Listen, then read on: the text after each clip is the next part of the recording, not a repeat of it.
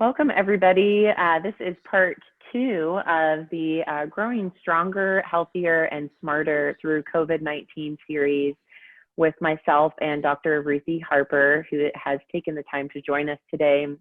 I just wanted to reintroduce myself. My name is Jacquelyn Miller. I am a certified health coach and health educator with Designs for Health.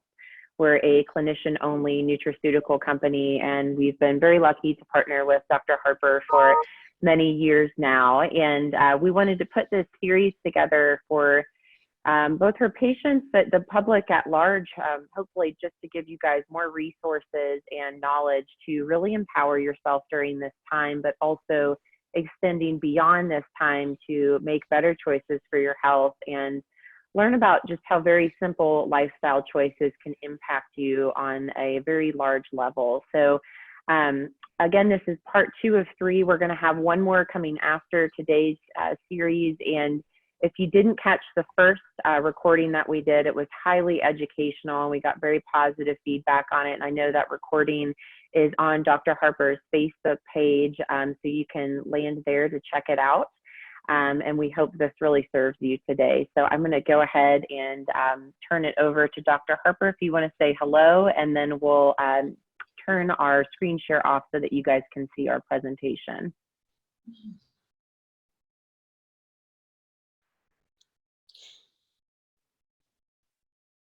Good morning, everybody. This is Dr. Ruthie Harper. Thanks so much, Jackie, for being here and once again for doing this with me. And we hope that everybody is getting some benefit from these recordings. I'm an integrative medicine physician. I am in Austin, Texas, and integrative medicine is the science or the practice of medicine where we're always trying to find underlying causes of disease and actually resolve those, as opposed to seeing disease as something that's inevitable and just treating symptoms with medications and technologies. And so I've been practicing for 20 plus years. And obviously we're in a very unique time with COVID. And so this is giving us an opportunity to take some time and share some thoughts about specifically supporting our body during COVID, but also really some concepts and things that we can use for overall health and wellness for the future also. Wonderful. Thank you, Dr. Harper. All right, y'all. So we're going to turn off our cameras and turn on our presentation. Just give us just a second.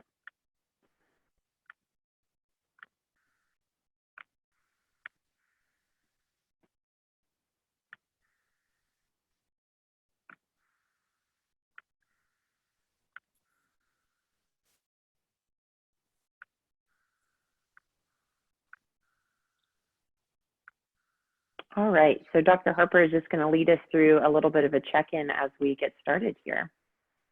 Sure. So we really wanted to just check in with everybody and ask, how are you relating and responding to what's going on in the world right now? This is something that I've asked each of my patients, clients, as I've been working with telemedicine now.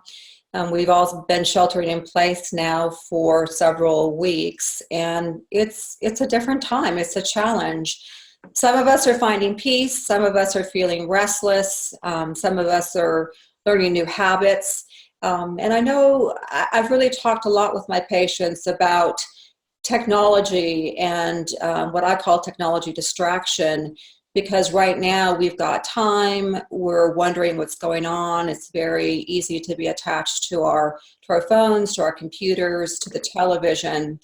But I've been wondering how much that technology is actually allowing us to be distracted from the actual emotions that are going on with us right now. And so I think it's important to really stop, to listen and really experience what you're experiencing emotionally during this period of time too, because I think that those things are important to address and work through. And I've heard two sides of things. Some people are experiencing a lot of stress, a lot of just kind of almost resistance to the change. And other people have really gotten quiet and silent and are noticing things almost in a positive way that they've never noticed before. Sometimes they even feel guilty about the positive things that they're experiencing. I've got people talking about sitting outside and listening to birds, walking in the neighborhood, walking their dogs, seeing neighbors that they haven't seen for long periods of time.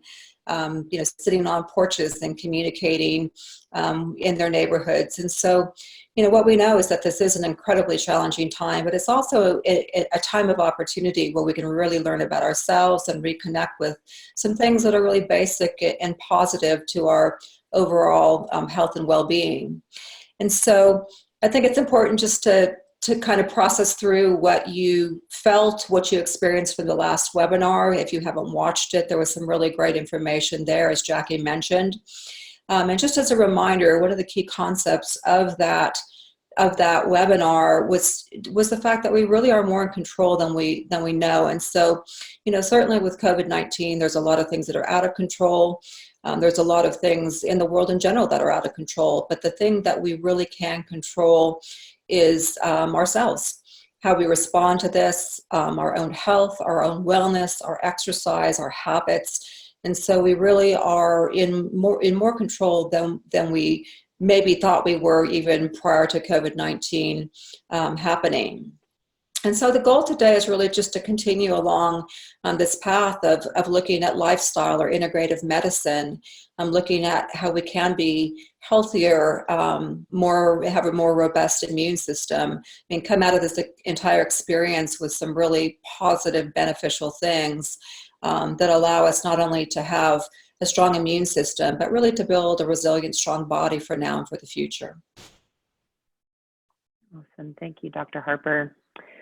So we're going to jump right in today with starting to talk about diet and just some basic tips for nourishment. And I have always loved using the word nourish or nourishment when it comes to thinking about the way that we eat, because if you can keep that word on the top of your mind as you are guiding your dietary habits, you're going to make a lot of progress, because we always want to look at nourishing and fueling our body versus causing more stress on it and wreaking more havoc on our entire system. So, as Dr. Harper mentioned, what we call lifestyle or integrative medicine is largely based off of the, hence the name, lifestyle choices that we make and the things that we do have in our control.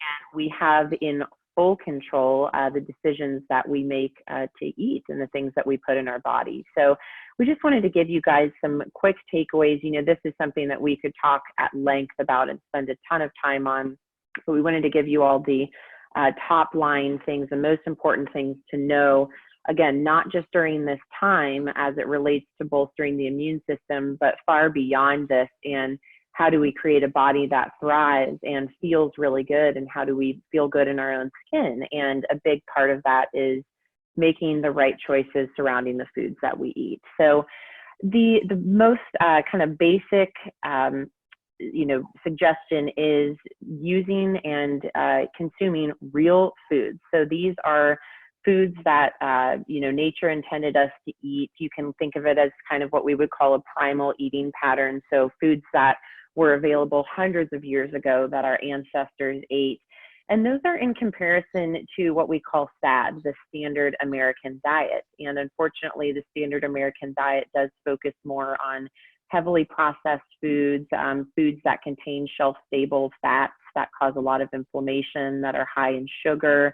And now is really just not the time for those highly processed, high glycemic foods. And as a little reminder, high glycemic are, again, foods that are going to spike your blood sugar. And we might talk a little bit about this today, but when we start getting those blood sugar spikes, it causes a very complex cascade in the body in terms of inflammation and just overall stress on the body.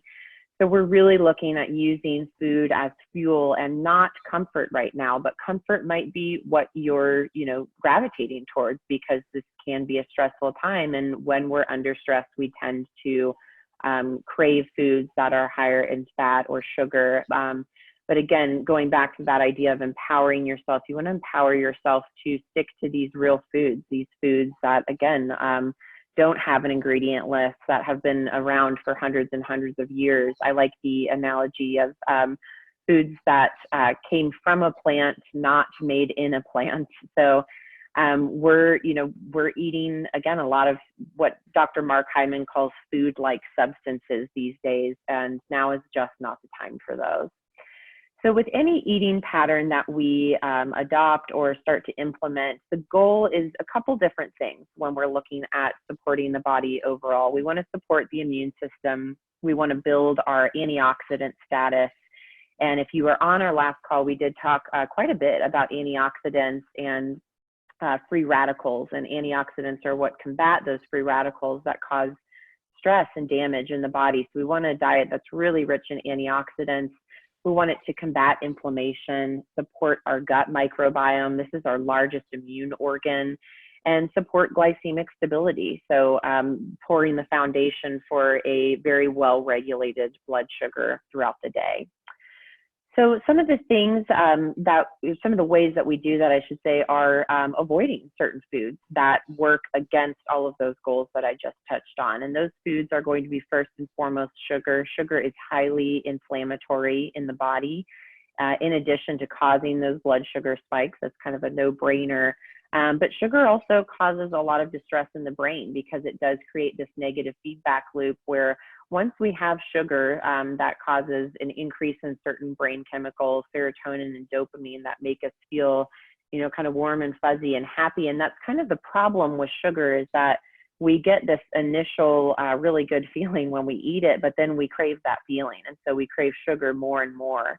And again, it goes back to this negative feedback loop, and we start involving it in our diet more. So the goal is to limit sugar as much as possible, to limit processed foods and gluten, dairy, and soy if needed, and limiting alcohol and caffeine as much as possible.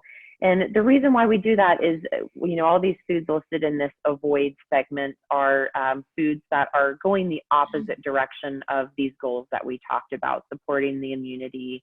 Those foods are not high in antioxidants. They actually contribute to inflammation. They don't support the microbiome, and they don't support blood sugar. So that's why we are hoping to avoid those foods as much as possible.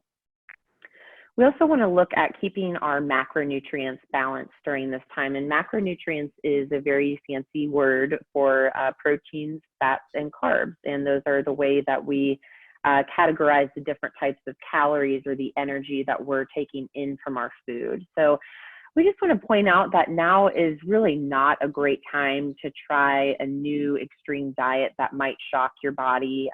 There's always a lot of conversation going around recently about low carbohydrate or keto diets. And this is not to say that those diets are not beneficial for certain people, because there's a great body of research on them. But if you are eating very differently than that pattern, than a low carb diet or ketosis, doing so right now could potentially do more harm than good, because if there is already stress going on in your life, dietary shifts are a stressor for the body at first. In those first couple days and weeks, your system is going to be a little bit shocked if your regular eating habits are very different than what you've been, or than the diet that you're trying to implement. So just keep that in mind. Being mindful of labels right now is really important as well. The ideal diet would be one that has very minimal labels involved. So anything that's in that middle part of the grocery store that has a box or a bag or plastic wrapping, that's something that ideally we're not consuming. But there are some foods that are processed but minimally processed and still beneficial for the body. So the two litmus tests that I've always used in the past are simply looking at the ingredient list and the sugar content. So any labeled food that you pick up, we really want to encourage you to look at those two things.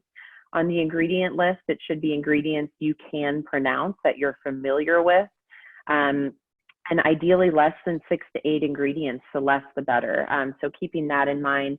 And then looking at the sugar content, people are really surprised once they start to pay attention to how much sugar is actually in foods, and there's a lot hidden. So I always use the example of yogurt, and some people, yogurt is very popular with many people who aren't excluding dairy from their diet, but yogurt is typically a sugar bomb, and a lot of people don't realize that. But when you actually look at that label, there's anywhere from 12 to 18 grams of sugar. And ideally, we want to stick to foods that have between 6 and 8 grams of sugar per serving. So if you can stick to those 2 basic litmus tests when you do buy foods with labels, you're going to be in good shape.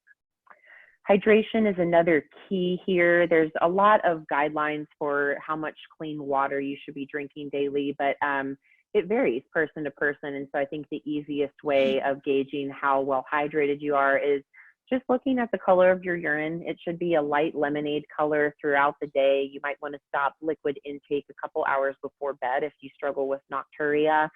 But staying hydrated is so imperative for the immune system to combat inflammation, to achieve all these goals that we talked about at the beginning of this segment. And another way to bolster hydration is including mineral or bone broth, and those also benefit the body with increased immunity and gut health. Those are great things to include. If you don't, feel like making homemade bone broth, for some people that can sound really overwhelming, and I totally get it. Before I had ever made it on my own, I was like, that just seems like it's going too far.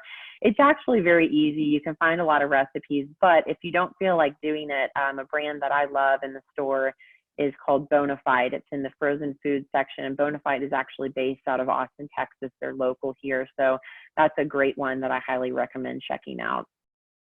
A couple other things on here is just to be mindful of sourcing when possible. I know that, depending on where you're shopping right now, it might be difficult to get things that are local or sustainable. I think most stores are doing a really good job of still keeping quality produce in stock, and I'm so grateful for that. But looking for organic foods and produce when you can, looking for grass-fed meat, wild-caught and sustainable fish, those are things that you want to be mindful of right now as well. And then just having abundant fruits and vegetables. The more color on your plate, the better during this time. Foods that are really rich in color are always going to be higher in antioxidants. So, just think about trying to get that whole rainbow on your plate, or that whole rainbow throughout the day. And the more fruits and vegetables, the better, because those are going to have really unique phytonutrients and antioxidant compounds that are going to highly serve your body right now. If you are, struggling to find good quality produce, or you find that in general you kind of struggle to incorporate those things in your diet, a greens and reds powder is something that could be a really good resource for you. Those are powders that are specifically manufactured to include extracts of all of those fruits and vegetables, but they're in a powder form, so you can mix them in your water or a smoothie, and it just makes the delivery a lot easier of those things. I think I covered this. Oh, go ahead, Dr. Harper, sorry. Things there, Jackie, that just came to mind. Great job on that slide. But, it's interesting because food really is the building block for all aspects of our health. And it's really easy in America to think about food in a dieting sense, because many of us have gone through various diets to try to lose weight, or this diet or that diet. But really sticking to the basics, like Jackie mentioned, and using food as fuel is really a critical part of not only being healthy right now, but in the future. And one of the things I always talk about with my clients, with my patients, is that when you look at the impact of food versus supplementation, food is really going to be the tidal wave that's going to move you towards health. And even if you're supplementing, if your diet is poor, there's no amount of supplementation that's really going to overcome that. And so, we want to think of good food, good fuel as this tidal wave moving you towards health. And then supplementation is really a current that kind of comes behind that you want to be moving you in the same direction towards health. But if your tidal wave is moving you away from health because your diet is very poor, and then you're trying to over supplement, that's just really not a way to achieve an optimally functioning body. I love the fact that you said that if you can't pronounce it, don't eat it. That's one of the things that I tell people all the time. And I have people too that are not big fruit and vegetable eaters, and so that's where these these compounded greens or red products that are vegetables and fruits in a powdered form can become very easy. And we just really encourage you to look at those recommendations and just kind of start where you are. So always move towards the low-hanging fruit. If you've been eating a lot of processed foods, just getting back to real food, things that comes from animal sources, if you're eating that, or that are fruits and vegetables that are growing from the ground or from trees. That's a great way to start, and then you can move towards more of these organic and grass-fed and wild caught and sustainable type sources of food. One of the great resources, if you want to understand where to start with organic, is called the Dirty Dozen, that you can actually Google. Mm-hmm. And that's going to give you a good recommendation on some of the fruits and vegetables that are most highly contaminated with pesticides and herbicides. So that's a great way to start in terms of going organic. And then I think right now with COVID-19, it's just really forcing us to do more home-based cooking with real foods. And so hopefully that's a shift that we are all moving towards and really will continue to use going forward in the future, because I think that that really is a key to supporting our health and our body in terms of healthy fueling. I couldn't agree more. And I just wanted to point out what Dr. Harper shared. I think it's really powerful, this concept of focusing on the low-hanging fruit, because something that we're trying to weave in this whole series is building and maintaining new habits. And the way that we do that is starting small and continuing those small habits. We build momentum with them and start to tackle larger habits as we go. But starting with what you know is attainable and just making very simple shifts throughout your days and throughout your weeks over time is how we do build and create new habits. So I think that's really important.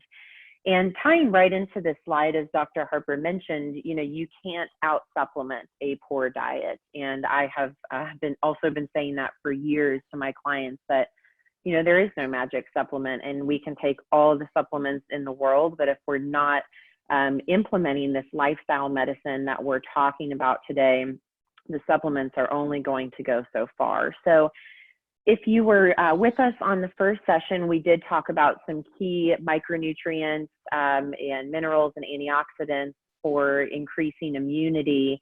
And as Dr. Harper mentioned, getting nutrients from our food is ideal. That's really where we start.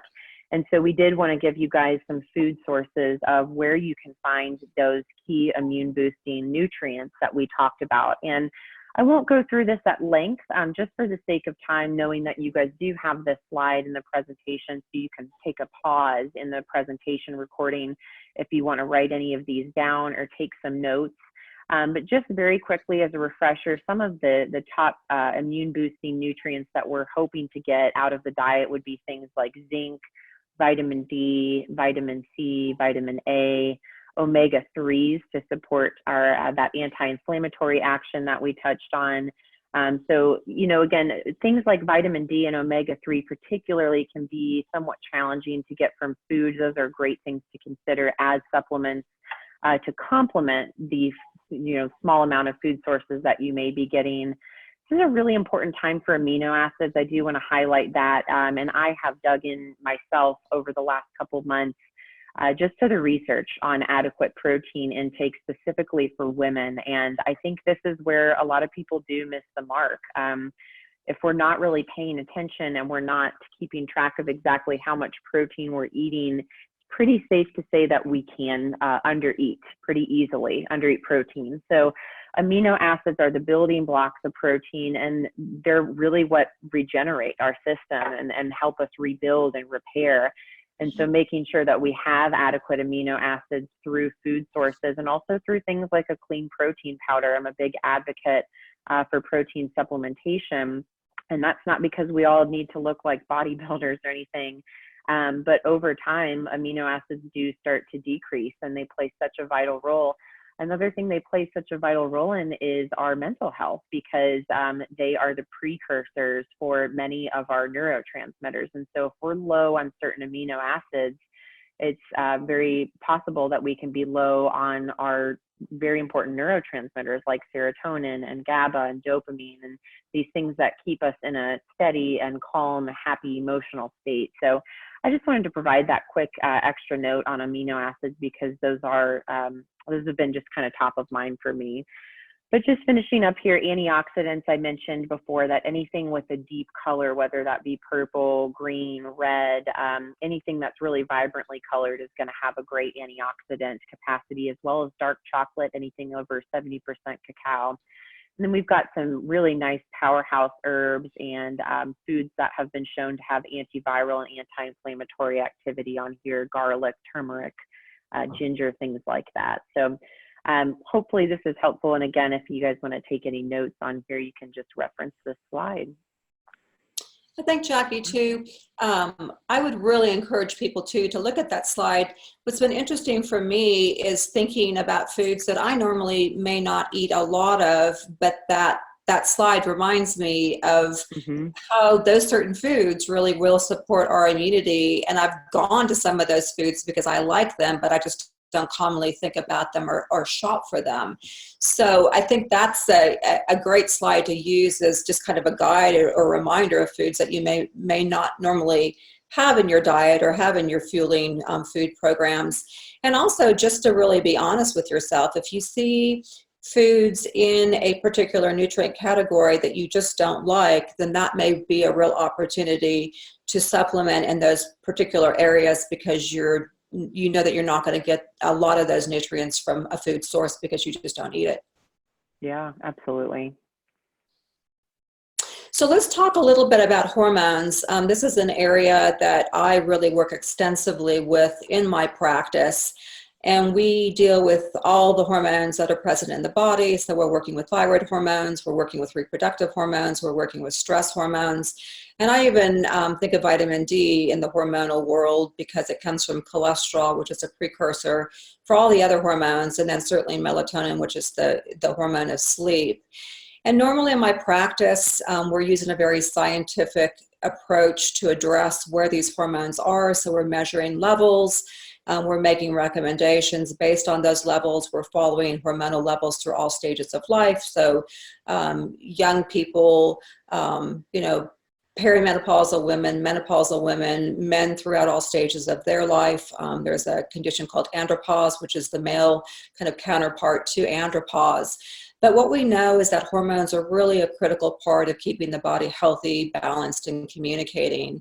And we're talking about food, we're talking about fuel, we're talking about macronutrients, building blocks, but really all of those things need to be in place, and they need to be communicating with our hormonal systems to have our body up and running and perfectly balanced. So a little bit about thyroid disease. It's interesting. There was a huge surge in thyroid issues around 9/11 because it was such a stressful time. And we know that sometimes stress is one of the precipitators of thyroid conditions, specifically Hashimoto's. And so you can go on my website. There's a list of symptoms related to both high and low thyroid function, as well as adrenal issues or reproductive issues. But typically with low thyroid function, we're thinking about low energy, low mood, weight gain, thinning hair, dry skin, constipation, kind of these classic symptoms of low thyroid function. And we want to be cognizant of this because stress, if we do have thyroid conditions, can get that thyroid balance off. In addition, we can get precipitation of new thyroid disease through stressful situations. It's important, I think, to just mention that sometimes people have screening with the TSH, which is the traditional way that we address thyroid imbalances. But in an integrative medicine practice, we're really going deeper and looking at the full complement, the full complex of thyroid hormones, including not only TSH, which is the brain's message to the thyroid about thyroid balance, but also free T3, free T4, something called reverse T3, which is a braking system for thyroid in the body, total T4, and then we're also looking at all the different antibodies that can be made that are representative of autoimmune thyroid conditions. So we just really want to be thinking about, number one, if our thyroid has been imbalanced through support and medication, are we maintaining that balance during this period of time, or are we developing any new symptoms of low thyroid function and or high thyroid function, which again, those symptoms are on my website. Next is the adrenal and the stress balance system. So our adrenal glands are these small organs that sit on top of our kidneys, and they're really responsible for balancing stress in our body. And so I always describe stress and stress balance almost like a teeter-totter. So on the one side are all the stress hormones, and cortisol and adrenaline and norepinephrine and the fight or flight hormones. And on the other side sits the calming part of the system, and also sits something called DHEA, which is a stress balancing hormone. And so once again, in my practice, we actually measure DHEA levels. Sometimes we'll do what's called a 4-spot cortisol test to actually look at the stress hormones, the cortisol in people's bodies at different times of the day. But one of the most important things that I really want to focus on here is that when we're under stress, our immune system is shut down. So you want to think of it when we're in fight or flight, when we are essentially fleeing from a lion who's chasing us. That's not the time when our body is programming our immune system to be optimally functioning. Conversely, when we need immune support, when we are under the weather, when we're sick, the reason that our body is tired and we want to, rest and lay low and, maybe lay around in bed, our body is really giving us the signals to rest so that our immune system can actually rebound and function at its optimal state. So we really want to be thinking about this because if we are in this constant stress state, either lifestyle-wise or related to COVID-19, we know that we're not going to have optimal immune function. And we're going to talk a little bit more about stress and stress balance and how to actually accomplish that in our next presentation. The next area is reproductive hormones. And so when we're talking about reproductive hormones, typically we're thinking about estrogen, progesterone, testosterone. And certainly we don't want to be in reproductive hormonal imbalance during a time like this, because there's a lot of symptoms that are related to reproductive hormonal imbalance. So specifically for women, we can be having hot flashes, night sweats, vaginal dryness. But some of the things that I think are really key right now is how important the reproductive hormones are for quality sleep. I mean, this can be a really predominant symptom with women, either in perimenopause or menopause, that once that estrogen level drops, they just can't sleep. And certainly we need sleep right now for overall balance. We also need it for optimal immunity. Another thing that I see commonly in women that are in the perimenopausal or menopausal state is anxiety. And once again, this can be related to low estrogen. It can be related to progesterone imbalances. But certainly this is not a time that we want to feel anxious. We have the world, kind of feeding in with situations that are going to promote and pique our anxiety anyway. And so we want our body to be as balanced and as reproductively, hormonally balanced as possible. So we want to think about the impact of these hormones on anxiety. And then, for instance, testosterone is just important both in men and women for our general mood or our general energy. So all of these hormones are important. Progesterone is incredibly important for sleep. Once again, it's incredibly important to keep us calm. And so really, ultimately, our daily balance is going to be about a balance of all of these hormones working together, communicating, and working with the rest of our biochemistry in our system to keep us in an optimal state. We talked a lot about vitamin D last time, so I always say D as in dog. But this is critically important for our immune system. We know that people with optimal vitamin D levels have less viral infections, and certainly that's what we're dealing with right now.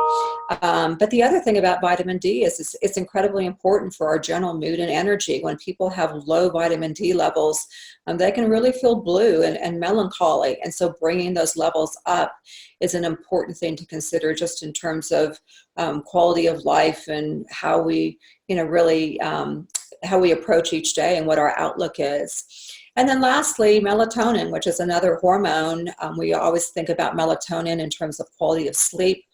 I mentioned last time that I like to see some melatonin use in really anybody over 40, because we know that melatonin levels do decline as we age.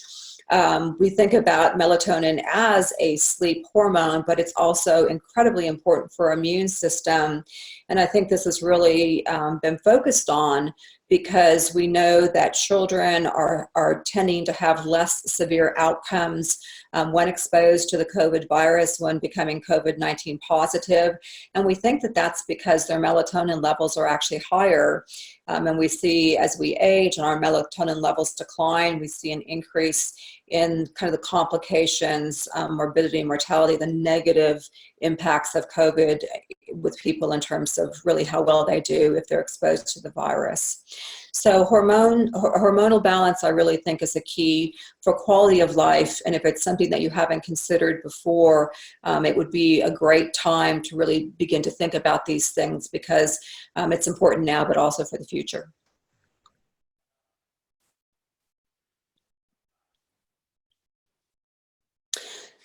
So I think, rest, we've really talked about this also, but getting quality rest is more important now really than ever. Rest is a critical component of having a healthy immune system and also dealing with stress. And I tell people that rest, being asleep, is not just being unconscious. What happens biochemically with our bodies when we sleep in terms of healing, repair, hormonal balance, hormonal production, regeneration of neurochemistry, all of these things are going on when we rest. And so it's not just a time when nothing's happening and we're asleep. It's a time when critically important things are actually happening in our body. And we know that rest is critical for resilience and helping all the cells, tissues, organs in our body to rebuild and repair. What we know is that the optimal time to sleep is really going to be from 10 p.m. to 6 a.m. And this is something that I talk about with my clients all the time. So that's 8 hours of sleep. But most of the restorative work, especially with hormones and neurochemistry, is actually happening between 10 p.m. and 2 a.m. And so if you're getting to bed, let's say at 2, and you're waking up at 10, which is 8 hours of sleep, there's a very different regenerative effect that happens with those hours of sleep compared to 10 p.m. to 6 a.m. So once again, you're going to get more regeneration, more repair between 10 p.m. and 6 a.m., which is 8 hours, versus 2 a.m. to 10 a.m. If you're sleeping during those hours. And just some general principles there.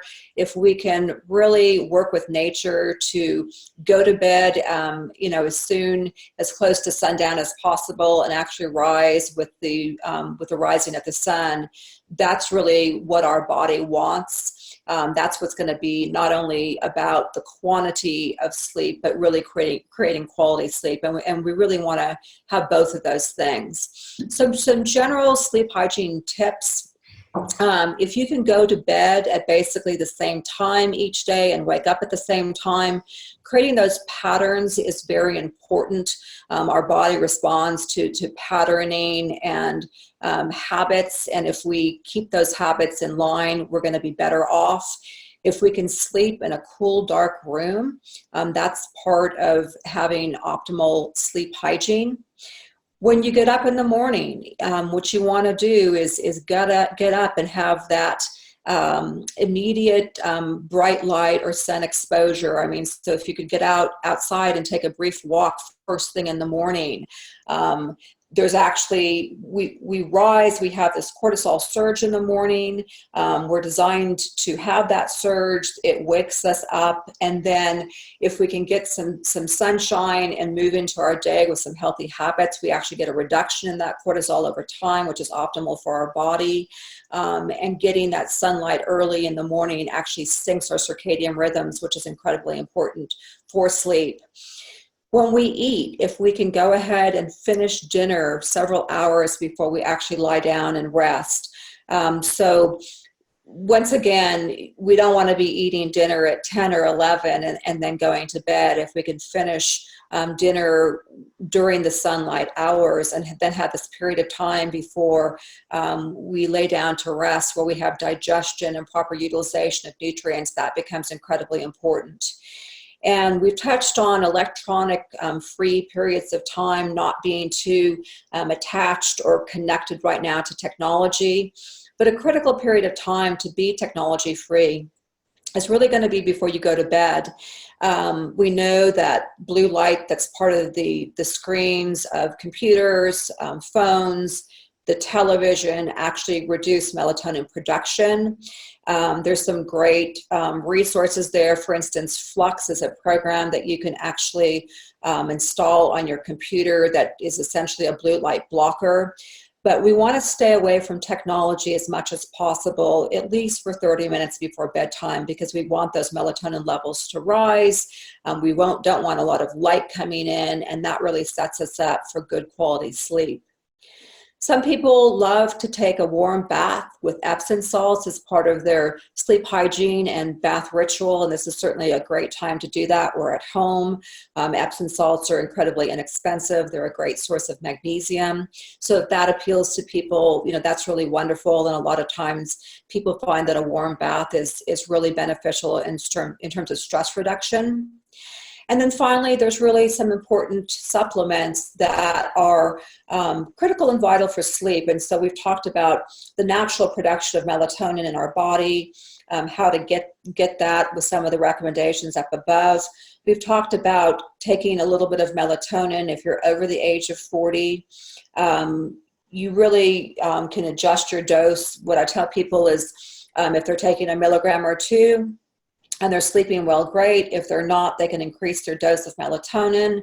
The way that you know that you're taking too much melatonin is if you feel hungover the next day, if you have a melatonin hangover.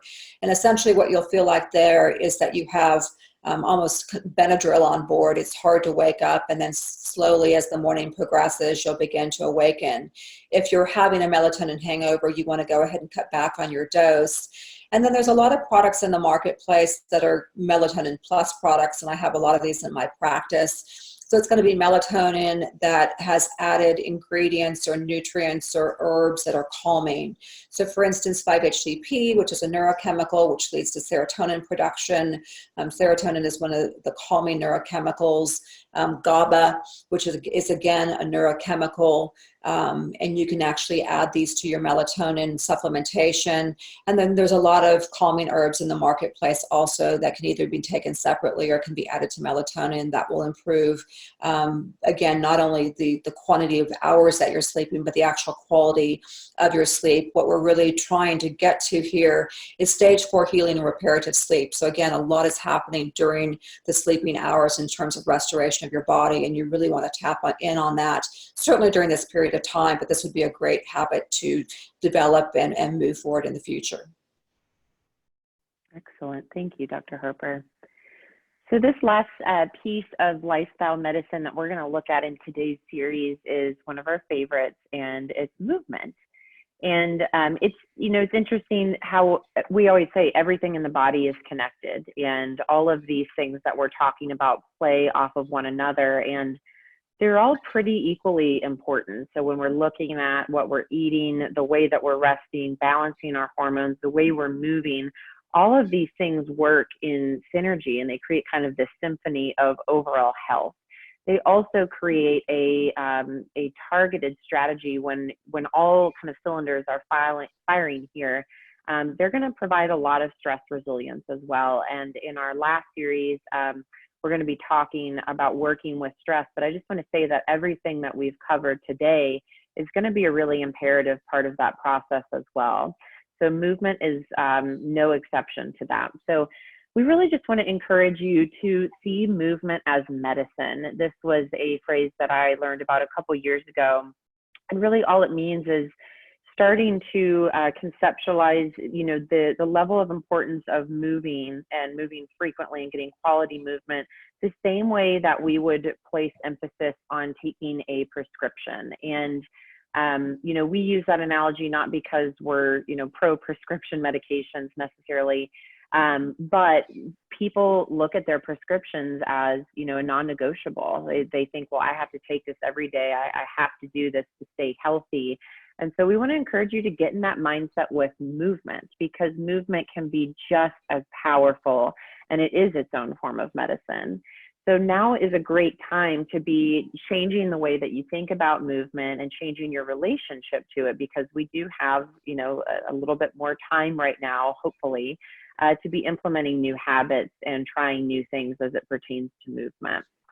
The benefits of movement, they're truly impactful on the entire body. Any system in our body is going to have a positive impact by movement, whether it's our brain, our musculoskeletal system, our heart, digestion, course secretion of lean muscle mass, our skin benefits, detoxification system, lymph system. Again, it really supports all systems of the body. There is no end to the list of positive benefits that movement has on us. But one thing I like to highlight here is the impact of movement on mood. There's a really powerful study, and I've referenced this many times over the years. This was a study done in Norway looking at over 300 people, and that's a good size study. This is in the treatment of mild to moderate depression. And what they found was that exercise was ultimately more effective at treating mild to moderate depression than prescription antidepressants. And I just find that powerful, very powerful, because this is taking a left turn for the conversation. We don't need to go there necessarily, but there is, there's a just kind of approach of depression as you need to take a medication for this. But when we start to go through the literature for mood disorders or just enhancing mood, again, there's so much that we can do with our lifestyle to feel empowered before we consider something like a prescription medication. So I always like to share that study. A couple other things to share regarding movement, just to kind of get your thinking outside the box about it and get a little creative, is this acronym that I've used again for years of DWILT, and it's not mine originally, but it's served a lot of clients over the years, and that just means do what you love today. I think that many people tend to, they put a lot of pressure on themselves with a workout regimen, and I'm kind of using air quotes there, and they think that their workout needs to look a certain way, it needs to be a certain level of intensity, and there's this, we create this should in our mind of, oh, well, I should be weightlifting, I should be, doing kickboxing or something, I should be running 4 miles. And what you really should be doing is listening to your body and what needs it has. And it doesn't mean that you need to do the same thing every single day and stick to this really rigorous workout regimen. If that feels good for your body, that's excellent, and, rock with that. But it's really important to check in with your body each and every day when you're thinking about movement and saying, okay, well, what would feel good for me today? Do I feel like I'm in this kind of tired slump? I maybe didn't sleep so well last night, so it might be more catabolic to do something that's really rigorous and might tear my body down more than just maybe a long walk would. So these are questions to ask yourself, and it's more about maintaining that consistency of the movement versus the level of intensity. The other note that comes with that is that if we are pushing ourselves too hard, especially in times of increased stress, which again, this may be a time of increased stress for you, that can do more harm than good to a lot of those hormonal systems that Dr. Harper touched on, whether it's our stress response hormones, our reproductive hormones. There's, again, this whole cascade involved. And so we just want to be very mindful about what is the best type of exercise and exercise regimen for you on any given day. It's helpful to know there's a lot of online platforms during this time that are offering free classes or streaming services.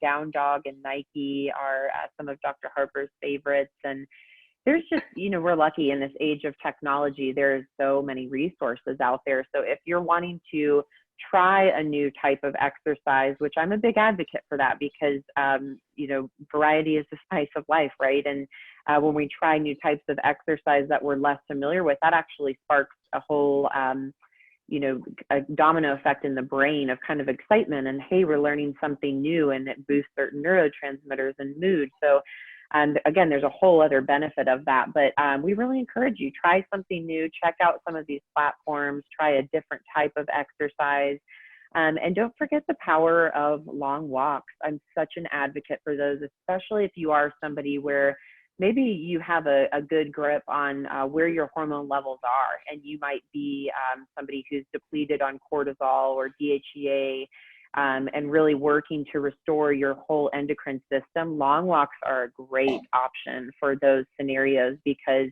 you're getting that movement in, you're getting all those benefits that we talked about, but you're not going to overly stress your endocrine system. And so I just think they're so powerful. And in addition, you get the benefit of nature, which we're going to talk about the role that nature has on stress reduction as well. So just a really great tool. Anything to add in there, Dr. Harper? You know, movement and exercise, Jackie, I agree, are just they're such a critical part of optimal health. And I was thinking about the fact that in my practice, during my initial visit with people, when they enter my practice, and I talk about what are the tools that we're going to use in the integrative medicine world to actually create optimal health and wellness, it's food as fuel, targeted supplementation. So we've talked about these things, but it's not one of everything, because you can look on the shelf or look online and believe you need one of everything. But what you really want to do is purposeful supplementation. You know, and oftentimes I do that based on blood work in my practice also. And we've given you good tips and kind of some tools to understand what you might be deficient in. But food as fuel, targeted supplementation, stress reduction or stress balance is probably a better term there, because none of us have no stress, but it's about balancing stress that becomes incredibly important. Hormonal balance. So you have to have your hormones communicating with the rest of your body to be optimally well. Quality sleep, you know, so again, not just quantity, but quality to get the healing and reparative effects, you know, for your body. And the last piece is movement. And I tell people that even if you're doing everything else correctly, if you're not moving your body, you're not going to achieve optimal health. And so I hope this has been really a good time for people to slow down enough and have time to begin to explore how they want to move their bodies. It's been an interesting time for me, because I've gone to the gym probably for 10 plus years. And so, you know, I haven't gone now for 4 to 6 weeks.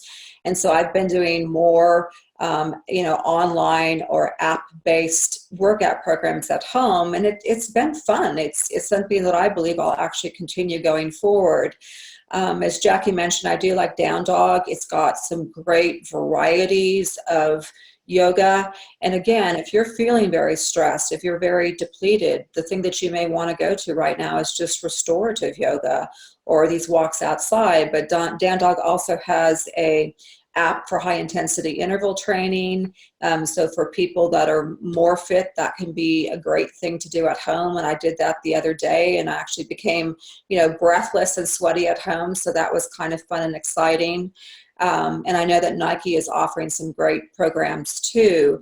But I really encourage you, again, you know, we've talked a little bit about low-hanging fruit. If you're just beginning to move your body during this period of time, go slow and do something that feels good with your body, with as much spacing in between these exercise sessions as you need to actually get repair of your body.